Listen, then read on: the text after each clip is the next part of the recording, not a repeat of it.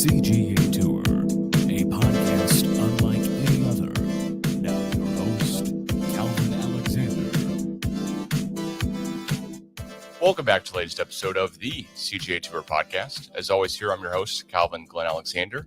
And tonight I'm joined by Jay Carlson in Atlanta, and also our very special guest, glad to have him, Derek Murray, who is I'm just reading your Twitter bio, basically word for word here, but national grassroots analyst, NBA draft scout and advisor with Next Pro Hoops, Badcock Hoops, and Basketball News. Derek, how's it going?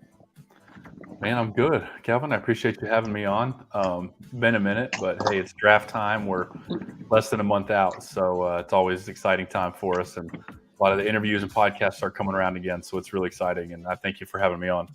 Oh, hey, thanks so much for joining. Had to try to sit last year's out. I knew Cade was going number 1 overall to the Pistons, so that wasn't a huge surprise. So, I was kind of like, all right, I know the draft news there, but Thunder have the number 2 overall pick. I know a lot of Thunder fans here listening to the podcast, as well as Pistons fans with the 5th pick.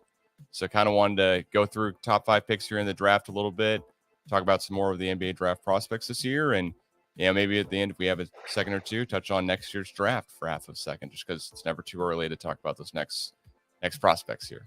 So with all being said, I've been following closely like the stuff that you put out on Twitter. So if you're not already, please follow at DMurrayHoops on Twitter. And the interesting thing I've seen so far is that basically from your guys' mock draft, I know you do with like Matt and the rest of the team, is that Chet's sliding all the way to 3.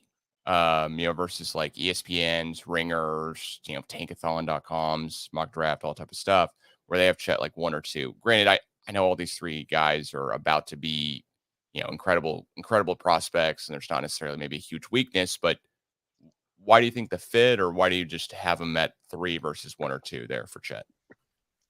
Yeah, I think, at the end of the day, if I was to bet on it, I do think that those 3 guys, Paolo, Jabari, and Chet, go 1, 2, 3 in some order. That's what I expect to happen. That's what most people expect to happen.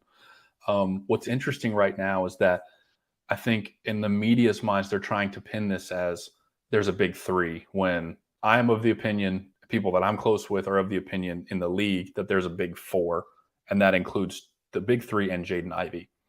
And depending on who you ask, like I've talked to, I'm just going to say more than one high-level NBA team executive who has Jaden Ivey at number 1 on their board. And I just think that there are teams out there, I won't comment on where they are picking, but they love Jaden Ivey up there at the top. So it's not an anti-Chet thing. I do love Jabari. I expect him to go number 1, but there are concerns with Chet. There's concerns with Paolo. And I just don't know, honestly, where any of them are going to go. Like, do I think there's a chance that Ivey goes 2 or 3? Absolutely. But at the end of the day, I wouldn't be comfortable kind of betting on that. Right now, our current updated mock draft we actually did this morning, we have Jabari at 1 to Orlando, Banchero to 2, or to the Thunder at 2, and Chet to the Rockets at number 3. So that's where we currently sit right now on our mock. Oh, wow. Yeah, so the things that I've learned from watching a bunch of NBA basketball this year, at least, is that the switchability, but the defensive presence down at the rim. I mean, the Warriors just getting the basket against the Mavericks, and I know that's just one series. But when I'm thinking about these 3 guys and their defensive ability, Chet's numbers are incredible. I know he's not playing in the same conference as the SEC or the ACC, but what do you like most about Chet overall? I mean, he seems like the most polarizing guy here in the draft. Yeah, I mean, I think day 1, Chet's going to bring elite rim protection. He's near impossible to score on, even with how thin he is. He is as physically and mentally tough as they come, fearless, aggressive, highly hyper-competitive, and he's not afraid of anything. So he's willing to meet you at the rim, even if you can push him around a little bit. He has great length, great timing, and he's just going to be almost impossible to score on, probably within 5, 6, 7 feet of the rim. I also think he's going to be a great spot-up shooter. He's probably a high 30s, close to 40% three-point shooter in the league. In transition, he's going to be a nightmare to defend. 3 dribbles from the other free throw line to dunk on you. So that's what he's going to bring. Obviously, the physical concerns are there, but none of it is mental to me. So I think Banchero, some teams like Banchero more because his offensive skill set is more conducive to put him at the top of the key. I need a bucket. Jabari has incredible defensive upside as well because of how he moves laterally, The shooting is for real. He is a full year younger than Chet, and he's 6 months younger than Banchero. That's why most people like him. Is just the versatility and two-way impact there. But again, Chet, like, you're getting elite defense. You're getting, I think, a bona fide spot-up shooter. So at a minimum, you're getting like a super, like an incredible two-way player. I just don't know if he'll go one. I think Orlando, honestly, is leaning Jabari at this point. Yeah, Calvin and I actually, when we were together in February, I was out there, and we watched that Auburn-Florida game, the game they actually lost. Not per se due to Jabari, but there was some things about Jabari that, like, Calvin and I kind of like were talking about, and the shot making ability is incredible, but he takes a lot of really bad shots. In your opinion, is that because maybe there's like a inability to make space, or does he shoot them because he knows he can make them? Yes.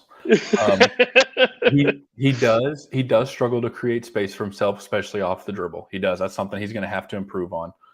He's able to elevate, and his release is so high that he's confident he can make them. He is ultra competitive, and he's a dog. Like, I talked to some players who played against him in the SEC. They were like, yeah, Jabari, his goal was for 40 minutes to make sure that we knew he was better than us. And again, I like that in my best player. I think you have to have that. One of the other reasons that a lot of executives love Ivy. So I think the shot selection was a little errant at time, but again, he was confident in that he could make them. The team also required him to hit tough shots at times. A lot of times he was the bailout. On offense, 7 seconds left, you give him the ball. It's like all of a sudden he's got to create a shot off the dribble. That's not really his thing. He's taking tough shots. What's crazy is at 6'10", he hit like 42% of them from three. So I think with more spacing on an NBA floor, and as he continues to develop as a ball handler, that's where it can get scary. Would you rather have Chet today or Jabari 365 days from today? I know there are issues, but I mean, it's something to think about. And in some people's mind, it's a clear, blatant, the answer is still Chet Holmgren, and that's fine. I just think they're enough to say, oh man, you give me a year of development with Jabari's handle and cleaning up the shot selection a little bit. What do we have in our hands?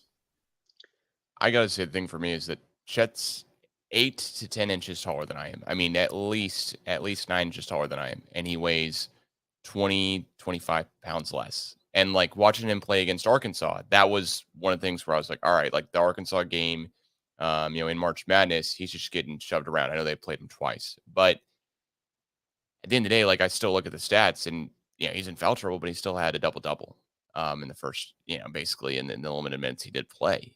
And, maybe one speaks to the other, just like the guy's just abnormally tall in NCAA. But at the end of the day, like I do love the ability to say, okay, we've got like a unicorn on the court. So I'm curious, from your mind, which of the other two guys, like Jabari or Paolo, do you feel better about kind of progressing into more like into a elite NBA player? Because it seems like Chet could go one way or the other, and who knows, but the other two guys maybe more of a higher floor. Yeah. As of May 25th at 7:17 p.m., my current personal order is Jabari, Paolo, Chet, of those three. That's where I sit. Again, Jabari's athleticism, defensive tools, and shooting, there's enough there for me to work with. Full year younger, give him time to develop. Again, Banchero, like, yes, he struggled with inefficiency at times. I'm not totally sure who he guards yet on an NBA floor. Fours are probably going to be a little quick for him. And then I don't see him defending true fives, at least early on in his career. But he's the guy of those three that I think in year one, this fall, get into camp opening night, he's the one of the three that I think you could put at the top of the key with the ball and say, I need 2 points. And then he can go out and do that for you.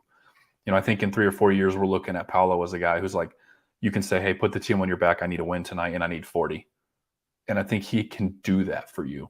I don't know if Chet's ever going to be that guy. If he does and he becomes a high usage pick and roll guy, again, at that length, now you're looking at a dude who can go out there and win games by himself. But he wasn't able to show that at Gonzaga. So what teams have to decide is, did Gonzaga just not let him utilize that part of his game? Or did they know that wasn't his, one of his primary strengths, therefore they didn't ask him to do it? That's what I think is really important for teams to go and figure out right now. Yeah.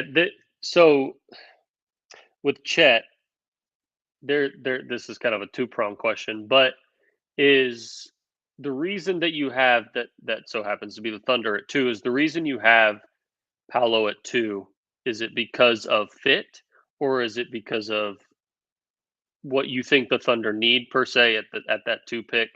And then, it to me, Calvin and I talked about this on our last podcast, how difficult it would be to take.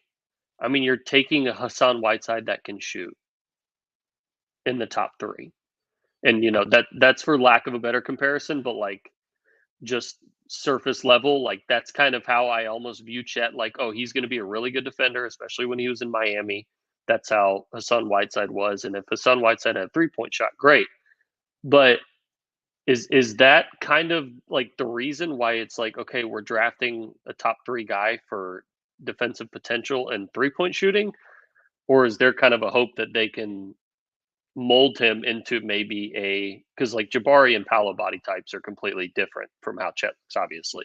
So is there kind of that hope with Chet as there is with the other 2? Yeah, I think if you take Chet at 2, it's because you believe in the on-ball kind of creation ability long term and becoming a moderate to high usage guy. Because I think the other 2 will be early and then throughout their careers. Chet on offense, probably not the highest of usage. But again, the defensive and absolute anchor, like a Gobert level shot create or a shot deterrent at the rim. Like it's going to be impossible to score on him. And when he's off the floor, you're going to feel it every single time.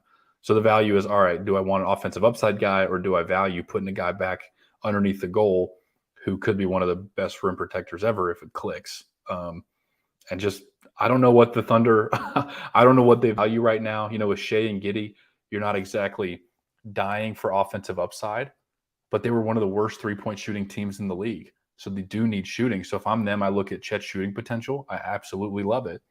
But then I look at Banchero's pull-up shooting potential from 3, and I go, man, in 3 years, if that's clicking, that's unguardable. So I don't know what's going to happen. The biggest difference between the 2 is the defense. So depending on how high you value that is, I think, the order in which you would take them.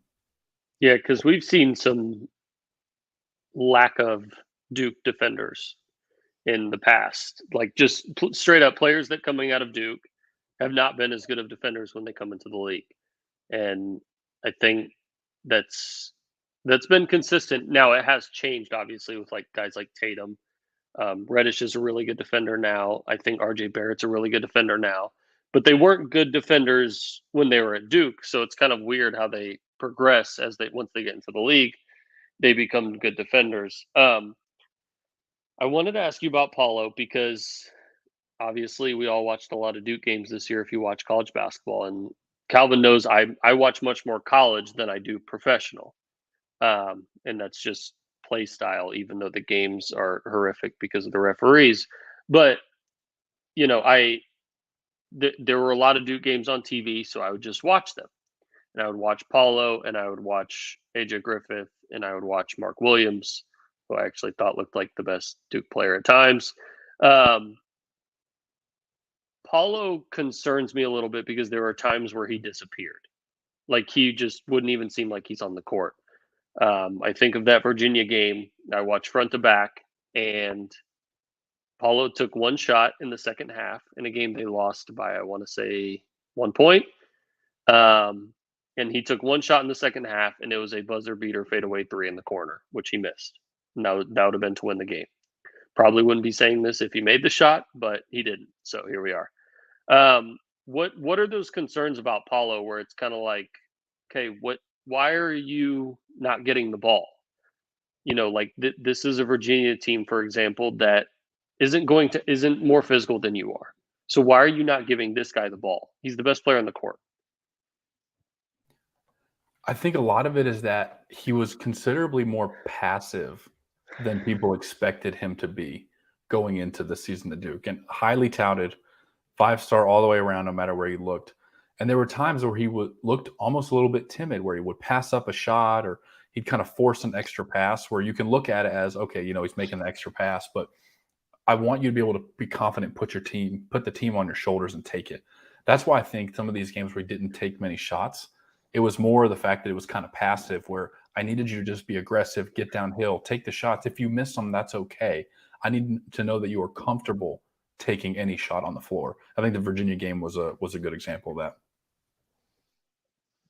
My question is more like from your day-to-day aspect of evaluating these guys. Like I can watch Auburn play, I can watch Duke play, and to me it's like two totally different types of teams on how they play, but just skill set wise. Like it does look, I mean, I'm not trying to throw everything to the Mavs Warriors comparison here, but it does look like, okay, you got Jabari and Luka's not a bad good comparison, but you've got like one guy who is the main dude on the team with a bunch of other guys. And then Duke, I mean, it's possible, and it was definitely talked about closer to March Madness, that all five of those guys could go in the first round, mock draft wise, right? So when you're looking at guys and evaluating, how hard is it to figure out? Okay, well, Jabari just was throwing up these late shots because he was getting the ball with 5 seconds left, and the rest of the guys around him may not have had the same skill level he did.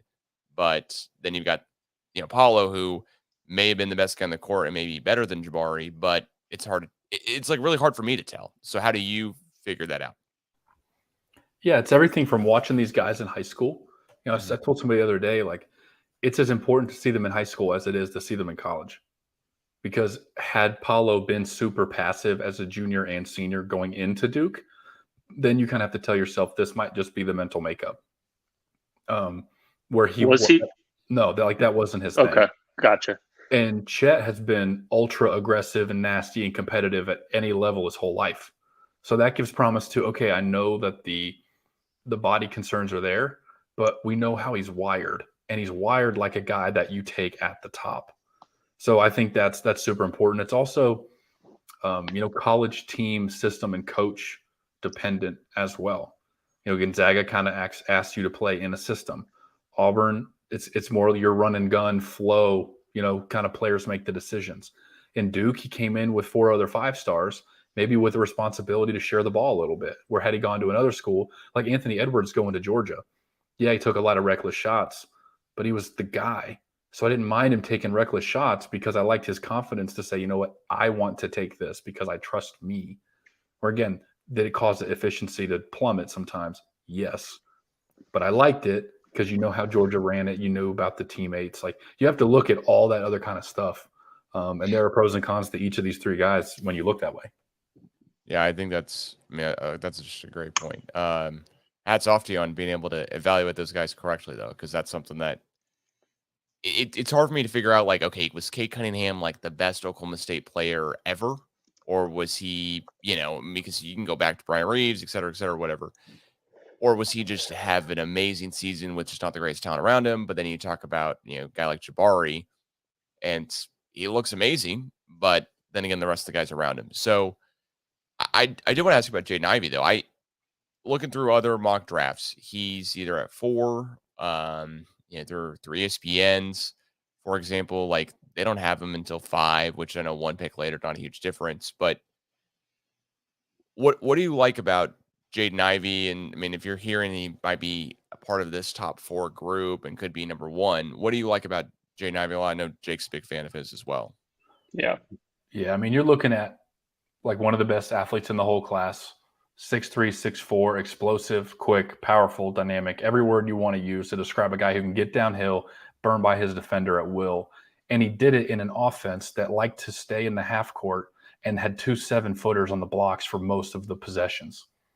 So you put him on an NBA floor where it opens up. I mean, look at what it did to Tyrese Maxey's game. Yeah. Philly spreads everybody out, 5 out. Maxey just does what he wants. It's just easy. I think you're going to that's the kind of thing you can see from Ivey. Morant, Westbrook-esque, if you will, your Dwayne Wade, Donovan Mitchell, take little bits and pieces from all these guys. That's what I think you're kind of looking at. You're explosive, hyper-competitive, alpha mentality guy who, there's going to be some shots you say, I don't know why he took that, but he's going to work on them as much as anybody and is going to earn the right to take them. So that's why I think, and it's definitely more of your traditional teams than your like analytically driven teams. Your traditional guys are going to like that athleticism and that mental makeup and that mindset. And that's why a lot of them have him up there super high. Yeah. I mean, Calvin knows I'm a big fan of Jaden Ivey. I remember him taking a lot of like bad shots, and I'm like, well, when Zach Edey's down there and you don't really have a choice, what are you going to do? Because I remember we brought that up because I was like, well, you have Travion Williams and you have Zach Edey, and they're like, hey, you need to get to the rim, and he's like, how? How am I supposed to get to the rim if I'm not starting like with the ball basically behind, like on the inbound? So I think Ivy's really interesting. So if he drops, say, 4 or 5, you've got 2 point guards there that are on either of those teams, the Kings and the Pistons. One that has something to prove and probably needs to make a lot of his haters, respect him a little bit more. In why am I blanking on his name? Darren Kings Fox. Point. Yeah, De'Aaron Fox. And then you've got Cade Cunningham. So what do you think would be the better fit for Jaden Ivey? Because I think he would be good next to both, but I think you can run successful 3-guard lineups when 1 or 2 of them are really big. That's why I think, let's say OKC were to trade down or something like that. You go Shea, Giddey, Ivy. I love that. Yeah. I don't know what an Ivy, Davion Mitchell, De'Aaron Fox lineup looks like. What I'll say is you're going to be fast. Like you're going to get run off the floor most nights. I don't know what it looks like over a full season. Ivy and Cade would be awesome. There are people in Detroit that think it would be awesome. So I think if there's a world where he fell to 5, because I could definitely see a team trading up to 4 to go get Sharp. Like if somebody's like, hey, we believe in the Sharp upside and we got to get to 4, the word is Kings are shopping that pick anyway, both up and down. Like I could see that. Now all of a sudden it's like, whoa, we have Ivy available at 5. If I'm the Pistons, take him. Don't think twice. Don't look back. Don't have any conversations. Do not overthink this. Take Jaden Ivey. You're going to have Cade, Ivy, max them both. Let's figure this out and make this a 10, 12-year plan because you have 2 potentially elite on-ball creators that don't have to be on the ball all the time. Like their ability to play off of each other could be really special. Both competitive, both physically tough, both with great frame, both can get downhill, shoot. Like I would be all about it. So if he were at 5, which again, for me, it would be the Kings or somebody else trading up to bet on the Shaedon Sharp upside. At that point, he can be there for the Pistons. That would be incredible. You touched on a little bit of Sharp though, and I see a lot of Thunder fans and just other fans who want shooting basically on their team, more or less, really like Shaedon Sharp. And to me, that's one of the guys where I am looking at high school film. There's no college film on him. How hard is a guy like him, or even some of the guys who are playing like the G League, like Dyson Daniels, and I could toss it even overseas a little bit too, but the overtime elite guy that I've seen basically up and down boards here as well too. How hard is it to like scout those guys and actually figure out, okay, versus the level of play style they're playing against, or for example, Sharp not playing, how much judgment do you go into like, okay, where do I put these guys at? If you've seen high school tape that's comparative, but the rest is not as comparative, I guess. Yeah. So it's one of the reasons that I'm thankful the one and done is in place. Yeah. I don't know how long it'll be. I don't know what the league's plan is. I have no idea. Let me read you the top 12 names in that high school recruiting class. Okay. And let me know if they would go 1 through 12 in this draft. Yeah. Chet, Jaden Hardy, Amani Bates, Paolo, Patrick Baldwin Jr., Jabari Smith, Jalen Duren, Caleb Houston, Michael Foster, Kennedy Chandler, Nate Biddle, and Peyton Watson. 2 are going back to school. There's 3 that I have serious doubts that they're first rounders. I think Houston and Baldwin should go back to school. We came into the year of Hardy, Baldwin, Houston as top 8 guys. Now Hardy looks like a guy in the teens. Baldwin honestly is slipping based on conversations I'm having. Peyton Watson may sneak into the back end of the first at best. It is really difficult to convince an owner to spend $50 or $60 million on a guy with just high school film because things change as you move up. So if somebody takes Sharp high because of the upside, the perceived upside, I get it. The athleticism's awesome. The potential is sky high. But I don't know. It's hard. It's hard to project how high can you go up and take a guy like that with absolutely no post high school film like whatsoever. It's just a hard conversation.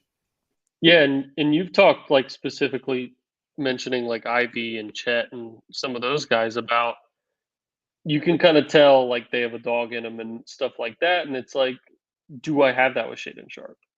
Because Yeah, genuinely, and like it's not like a yes or no. It's I don't know. I don't know. He didn't play. So I think that's one of those things. The one question I had, well, another one, was about those Ignite guys.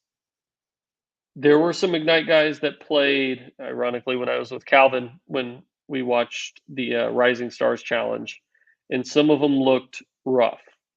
They didn't look like they could compete with NBA at the time, which is fair because they're in reality still college kids. That's a very large jump.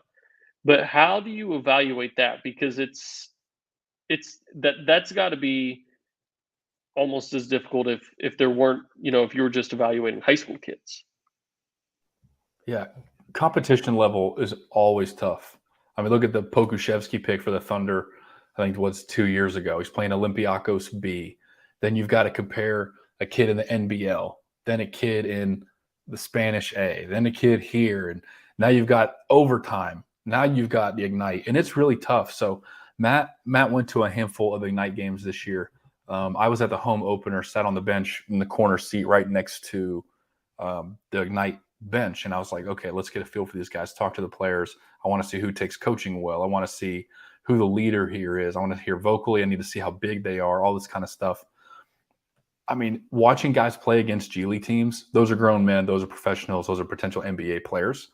So I actually hold the way you play. If you play positively, if you play well, I will take that into significant account. If you play really poorly, that may scare me a little bit because, okay, this is not quite the level of competition you're going to see in the pros.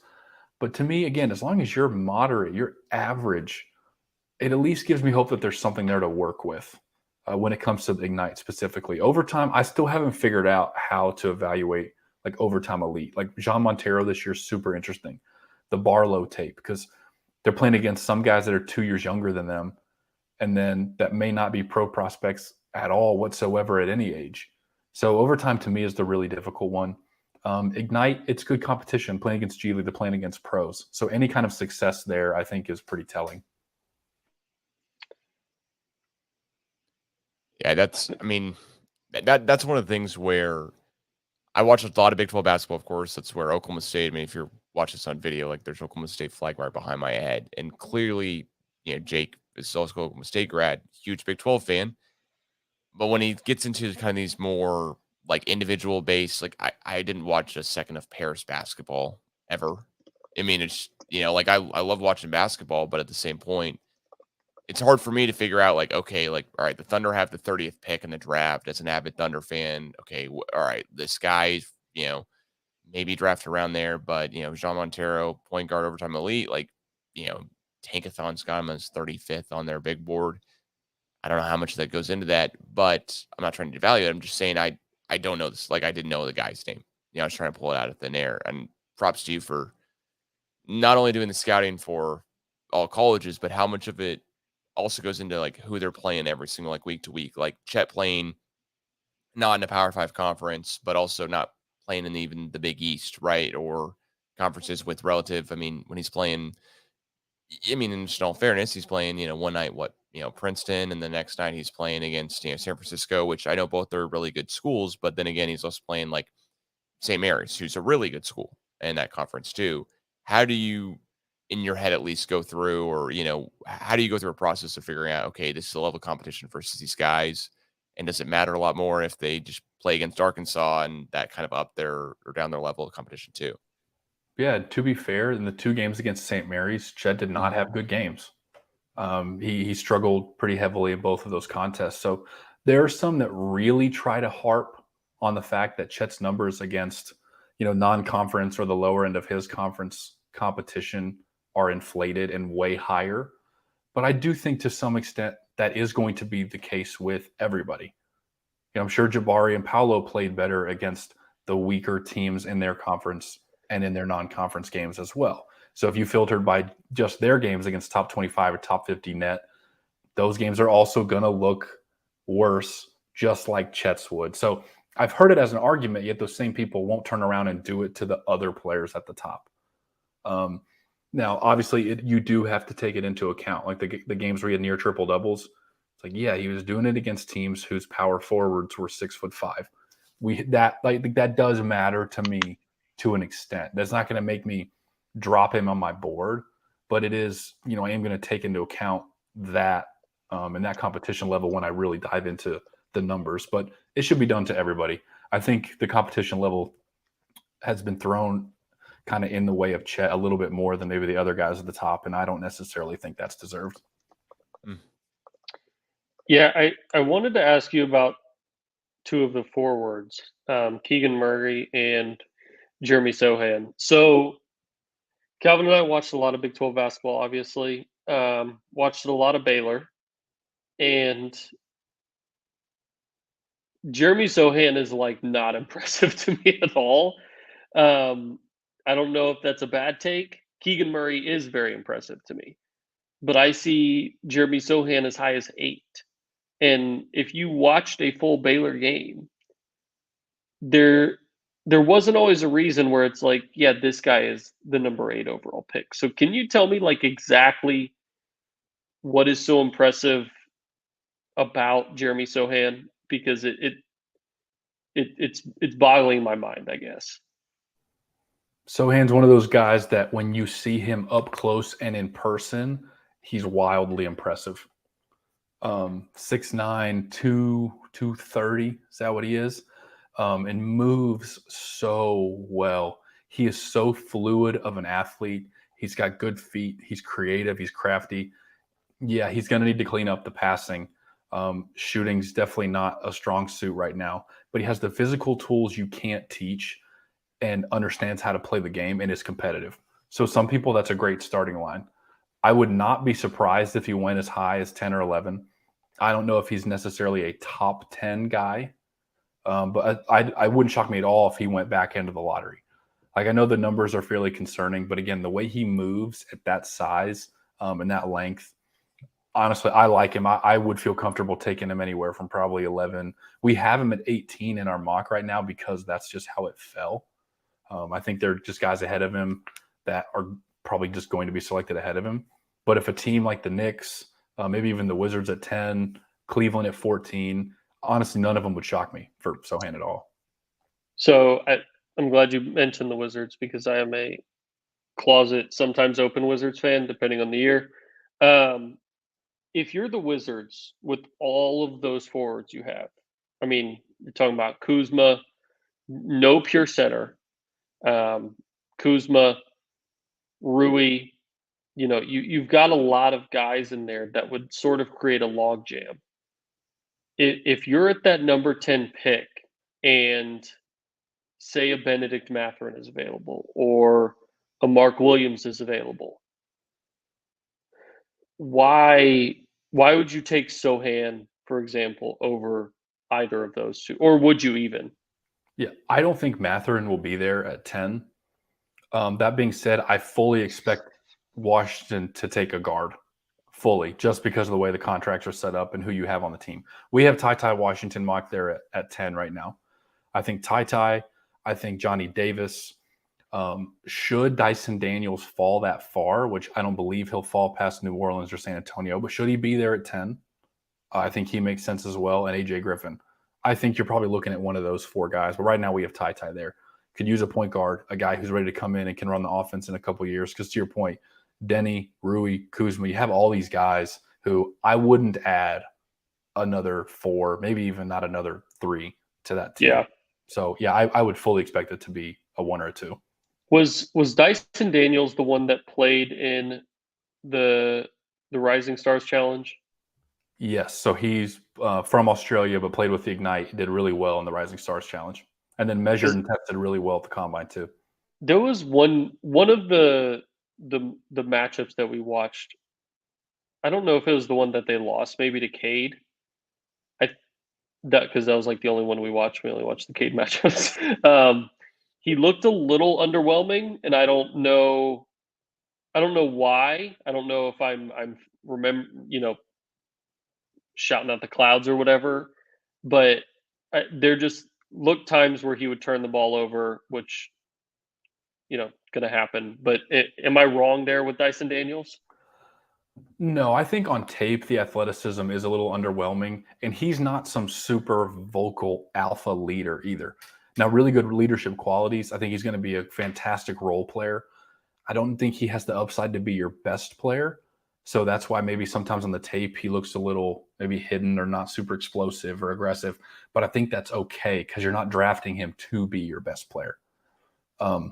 But yeah, like he's every bit of what is he, 6'7" now? Really great frame, showed up in great shape both in the season opener, showed up in great shape to the combine, jumped a 34-inch max vert. So, maybe you could have wished that was a little bit higher and, more explosive. But again, he's a good athlete and he's just disciplined and makes good decisions all the time. So on and off the ball, I think he can play one, play the two. He's big enough to defend multiple positions as well. You take him to be the glue guy. So even though he doesn't pop off the screen, he's still a guy you want on your team. Basically, the Keegan Murray, but of guards. It's probably the best way to explain, because that's what Keegan is at a 4. Mm-hmm. He's not going to go give you 40 any night. It's not going to be the sexiest pick, but you're going to be absolutely excited that he's on your team, and you'll miss him when he's not there. Same thing from Daniels. Is Daniels kind of that one guy that's like, if I were to have that, I don't know, not a pass first point guard, but more of like if you were to have a bigger pure point guard, he would be that guy? Yeah, and that's why he could work. Again, I don't think he'll be there at 10, but that would be sweet. And that's why I just think New Orleans at 8 is just a perfect fit for him. Yeah. Yeah, I guess since they no longer have Lonzo, that makes sense. Yeah. My question for you, at least next question, is when you're evaluating guys like Ochai Agbaji, right? National championship winner, but senior in college. But incredible player overall. How much does the age component really factor in with some of these guys saying, okay, I know for sure I've got, Tyrese Halliburton. Like I remember that being at least one of the talking points about him is that he's a year or two older than some of the guys in his draft. But now if you go back and redraft that, like he probably moves up quite a bit. It's fair to say, I think. The Wizards should have taken him instead of Denny. Well, and maybe the Pistons should have, maybe some other teams, but like hindsight's 2020, right? Like that's why there's a reason why I'm not an NBA GM, because if I could tell this easily, whatever, I would have. I was probably one of the guys saying, don't take Halliburton top 10. Like it's watching him play a ton versus not watching other guys play. I was like, I've seen so much of this guy, I don't know. So with all that being said, like how much does age factor into where a guy is draftable versus the other qualities that we can all just easily see, right? So I don't think there's just a clean cut age matters X amount. It matters, or it changes by player, it changes by the age of the player, and it changes by the front office making the decision. So Agbaji, I don't necessarily care how old he is, because you're getting an all-time great kid and a competitor that if he needs to develop some, he's going to put in the work to do it. He's also probably in the range of teams that would rather have a mature guy coming in. So like we have him currently 15th to the Hornets. Let's say he goes to Cleveland at 14, Charlotte at 15, maybe Atlanta at 16, Chicago at 18. All those teams are ready in their mind to go compete in the playoffs. So an older guy who's more experienced is going to be valuable to them, probably more than like a freshman who's going to need a ton of work and can't provide them any value in the next year or two. Now, up at the top of the draft, again, it matters to me if I trust you to put the work in. Like I would rather have a 21-year-old with an insane work ethic than I would an 18-year-old who thinks he's God's gift to basketball. Because I know one's gonna give me the work in the shadows. So it matters by player. Now, all things being equal, yes, age does matter, which I believe is why some people have Jabari Smith number 1. Being a full year younger than Chet. Would you rather have Chet today or Jabari a year from now? Again, like I said earlier, there are some people that are going to go, it's still Chet and it doesn't matter. There are some people who say, ooh, give me Jabari in a year. And that's why they have him ahead. So again, there's not a formula for that. It varies by player, by team, and kind of what they're looking for at that pick. I do think it's one of the more fascinating things, though, about just guys getting drafted mock draft wise, because, I mean, watching NFL drafts, like the age thing is almost just whatever. I mean, the guys play just Yeah. so much less amount of years in the NFL on average than they do in the NBA on average, but the roster size, all type of stuff. It's one of those things where, Patriots draft a 24-year-old, whatever offensive lineman, it's like, so be it, because he might be in the league for 10 years. But you talk about Jabari, I mean, no one may ever play as long as LeBron has, but you're talking a guy who almost doubles that, right, as versus an NFL average years. And it's really fascinating to me overall. So, yeah, I like hearing the year, basically, because I think of Chet just as a super young dude because he's a freshman in college, but I also think of Jabari as a super young dude. And the whole year thing, I know how much more I matured in 1 year from age 17 to age 18 than, others too. So I think it's a great point.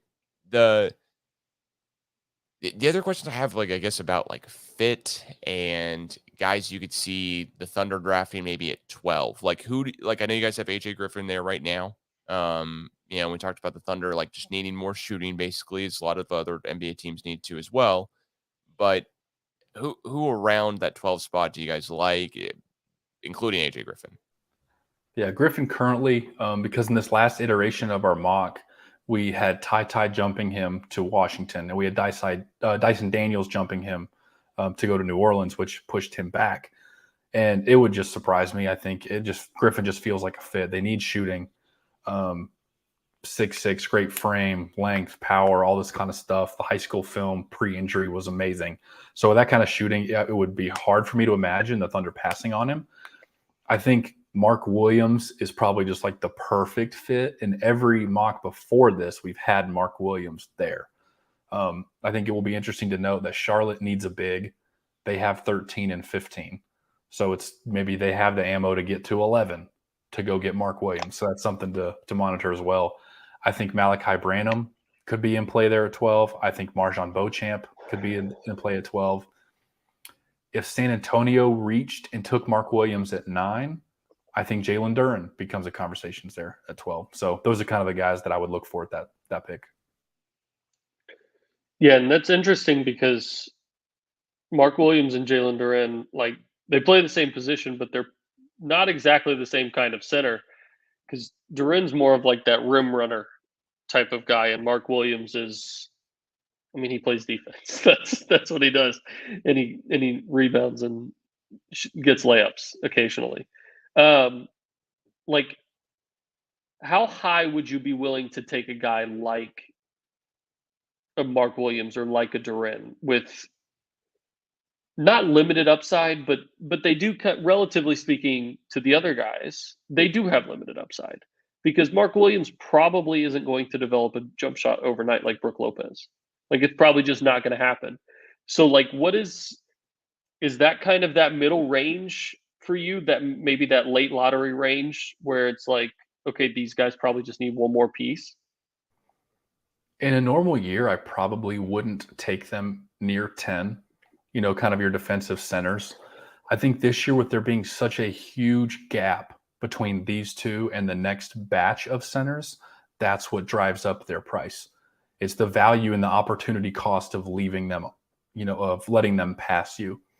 Okay, would I rather have Mark Williams and then a pick at 30, or would I rather have one of these wings and then Walker Kessler? So then you have to weigh out, okay, how much more do I like Williams than Kessler versus how much more do I like this wing versus the wing I can get at 30.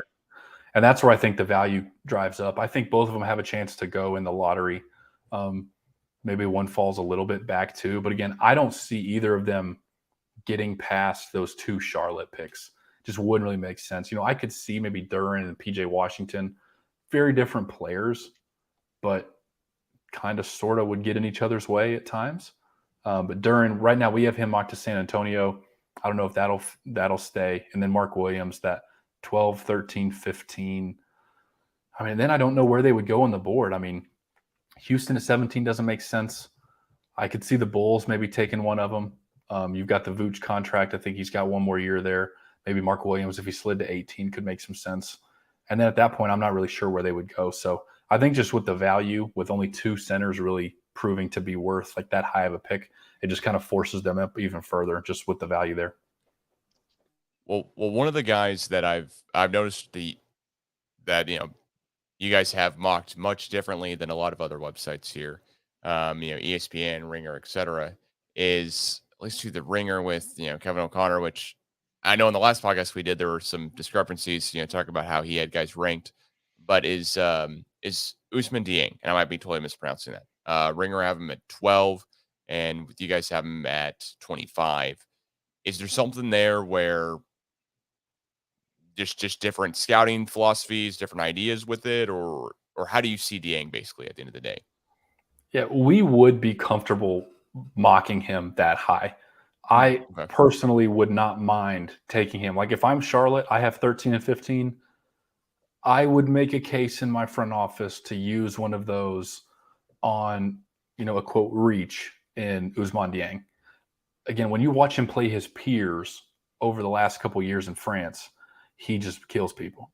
He is really good. He's talented, huge. I think he's 6'9" now. Guard skills, tremendous vision, and has flashes of shooting and scoring at the rim. He started out really rough this year in the NBL, was having real problems scoring, and then really kind of turned it on and came into his own late in the year. So if you only see the last couple games, yeah, this kid looks like a lottery pick. Whole body of work, there are concerns. Right now we have him at 20, what do we say? 25. 25. Wouldn't shock me if, he climbed up into that mid-teens range as well. So, no, even though that's what we have right now, there's not any kind of philosophical or, difference of we are way lower, nothing like that. That's just in this iteration of the mock, we just know the teams we put ahead of him, teams really, really like, so we chose to put them ahead. I'm probably going to go with your shorter players in the draft. One who's really short and one who's short plays big. So my brothers go to Tennessee. So Kennedy Chandler. If he's 6'3", is he like a top 8 pick probably? Yeah. Okay. So. That's what I assumed. I think he went 5'11" and a half at the combine and then jumped to 40. So he did really help himself out with the vertical. But some of the concerns are there as a shooter. He was really, really streaky this year. And at 5'11", you need to be able to do one or a handful of things at an elite level that force me to take you. Now, I think at a minimum, you're looking at a multi-year backup point guard in the NBA. He's extremely competitive, talented, plays great defense, has great vision, can finish in the lane, is crafty at the rim, great work ethic, great kid, checks all the boxes, but really had trouble at times where teams would go under screens and force him to shoot, and he just wasn't making them. So that's what I think limits the upside there, both long-term and how high he can get drafted. Yeah, I like when I envision Kennedy Chandler, I envision like a Monte Morris. Like that's what he's going to be, and I think that's okay. They don't really play the same, but just that kind of player on a team where it's like, okay, you're going to come in, run an offense, give us some buckets, and call it a day. And Monte Morris is 6'2". Right. Yeah. So and he was really freaking good in college. So, and we have Chandler at 19 right now. I mean, I kind of envision the floor for him. I mean, you get to like the Heat at 27. I mean, let's say Brunson leaves Dallas at 26. You have an interesting discussion of do we take a point guard? So I do think he'll be a first round pick, but it's I don't know how high it'll be at this point. Well, when talking about the combine, what guys kind of made a better name for themselves or maybe up their draft stock a little bit from the combine here? Yeah, one guy that really stands out is Ryan Rollins from Toledo. I actually, right before we jumped on this, concluded an interview with Rollins that I'll try to release either tomorrow or Friday. Okay. Really competitive, chip on his shoulder, had tremendous stats in high school, was all state. I ended up going to Toledo, was kind of overlooked by the Blue Bloods, whether that was because of COVID his senior year of high school or maybe just was, just straight up under recruited. I don't know, but he averaged 19, 6, and 3.5 at Toledo. Really, really excels off the dribble as a scorer. Some concerns as a shooter, but can really drive the offense for you as both a scorer and facilitator, and helped himself. Measured well, tested well, scored well in the first game also. And as far as I know right now, he's got workouts and interviews with a whole bunch of teams. So Rollins kind of stands out to me as a guy who is rising. Awesome. Um, Is there anyone who on the opposite side kind of hurt themselves a little bit with maybe measurables or something? Yeah, Patrick Baldwin Jr. may slip a little bit. He jumped to 23-inch standing vert, 26.5 max. There were questions kind of going into the draft about him, so I don't know. That's my vertical. So I don't know if he'll stay in the draft. There are some that believe he should actually go back to school, so he's one to watch. I think I had questions about him being a first rounder anyway, and then the measurables. Again, I don't ever put a ton of stock into them, but those numbers are pretty significant. Sure. I wanted to ask you about EJ Liddell, because this was, he's a dude that looked like he could have won Player of the Year at the beginning of the year, especially for Ohio State. But he's like shorter Zach Randolph.